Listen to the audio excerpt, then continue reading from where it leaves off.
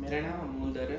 मैं basically Jammu and Kashmir से belong करता हूँ। मेरी स्टेट जो है वो जम्मू है, ठीक है।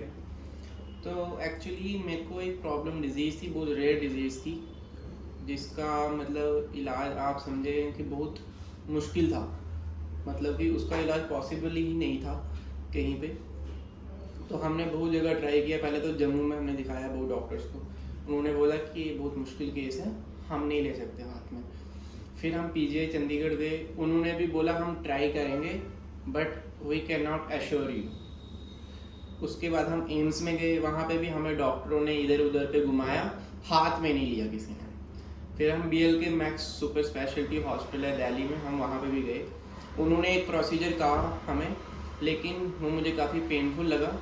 मैं उसमें मतलब कि मेरे को अच्छा नहीं लग रहा था वो करना, क्योंकि वो बहुत एक तो पेनफुल था मेरे लिए और वो मैं टॉलरेट नहीं करता था। उसके बाद में फिर सोच रहा था अब हम क्या करें। फिर हम वापस अपने जम्मू आए।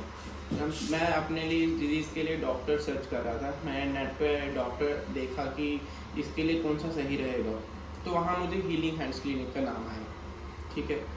तो वहाँ मैंने कॉल किया वहाँ पे, तो मेरी बात डॉक्टर लीना से हुई। डॉक्टर लीना से बात हुई तो उन्होंने कहा आप आ जाओ, सर बोल रहे हम करेंगे, हम we will try our best.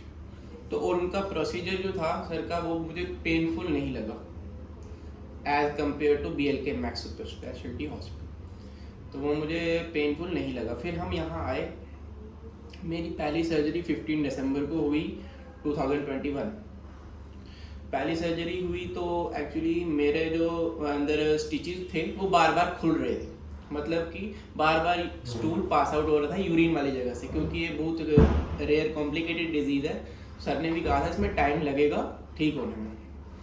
जब 15 दिसंबर को हुआ तो उसके बाद 5-7 दिन के बाद वो खुल गया, फिर से निकलने लगा स्टूल यूरिन वाली जगह से। उसके बाद फिर इन्होंने सर ने एक SPC प्रोसीजर किया। वो काफ़ी 6-7 महीने तक रहा मेरे को। उसमें 3-4 बार इन्होंने फिर से प्रोसीजर किया मेरे साथ। तो उसमें क्या हुआ, पहले स्टिच करते थे फिर वापस खुल जाता था। एट लास्ट वो हो गया बंद। 98% तक वो हील हो चुका था जो होल था, लेकिन स्टिल 2% था। लेकिन वो अब ना के बराबर ही है, अब वैसा नहीं निकलता है।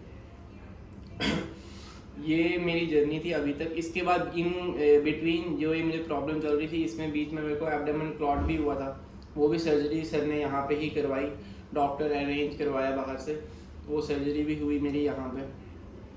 मैं बस इतना ही कहना चाहूँगा कि मैंने ऐसा स्टाफ कहीं नहीं देखा है। ऐसा स्टाफ मैंने कहीं नहीं देखा है। जो हीलिंग हैंड्स का स्टाफ है ये बहुत केयरिंग है, बहुत मतलब कि आपकी हर एक तरीके से हेल्प करेंगे ये, ठीक है। आप जैसे चाहोगे आपको हर एक तरीके से गाइड करेंगे। जो मैंने नोटिस किया है वो मैं आपसे साथ शेयर कर रहा हूँ। और जो मेरी ये स्टोरी थी इसमें मेरी मदर का भी बहुत हाथ है, क्योंकि मेरी मदर ने भी बहुत मेरे साथ खड़े रहे। मतलब कि जब मैं बेड पे था तो हॉस्टल के किचन में जाके खाना बनाते थे मेरे लिए। तो कभी भी किसी हॉस्पिटल में आप एडमिट होंगे, आपको जितना मुझे पता है कि कोई भी हॉस्पिटल का जो किचन होगा वहाँ आपको खाना नहीं बनाने देंगे, जितना as far as I know. Sir की वजह से, सब सर की वजह से। और हमें कोई किसी ने कुछ नहीं रोका कि किचन में खाना मत बनाओ, ये करो वो करो। हम एटलीस्ट 3 महीने तक तो एडमिट थे ही थे हॉस्पिटल में। तो ऐसा स्टाफ मैंने आज तक नहीं देखा। मैं यही कहूँगा अपने वीडियो में लास्ट में कि जिसको भी कुछ भी फिस्टुला रिलेटेड प्रॉब्लम है, पाइल्स है, फिशर है, वॉटएवर, वो इधर आए। यहाँ पे उनको अच्छी केयर मिलेगी, क्योंकि इनका स्टाफ जो है वो पेशेंट को ठीक करने के लिए है। मतलब कि ये नहीं है कि दूसरे कुछ डॉक्टर्स होते हैं ऐसे कि नहीं यार हमें क्या, पेशेंट ठीक हो नहीं हो। कोई डॉक्टर्स ऐसे होते हैं, लेकिन सर ऐसे नहीं है। जैसे मैंने उनको जाना है, सर ऐसे नहीं है। वो सिर्फ चाहते हैं, उनका मोटिव ये है पेशेंट यहाँ से ठीक होके जाए, ठीक है। उनका मोटिव पैसे नहीं है, ठीक है। ये मैं अपनी स्टोरी शेयर कर रहा हूँ। आप जब यहाँ जो भी आएंगे आपको भी पता चलेगा ये कि सर ऐसे नहीं है। बस इतना ही मैं कहना चाहूँगा। ये मेरी मदर है, ये भी कुछ अगर कहना चाहें तो बस थोड़ी कहना।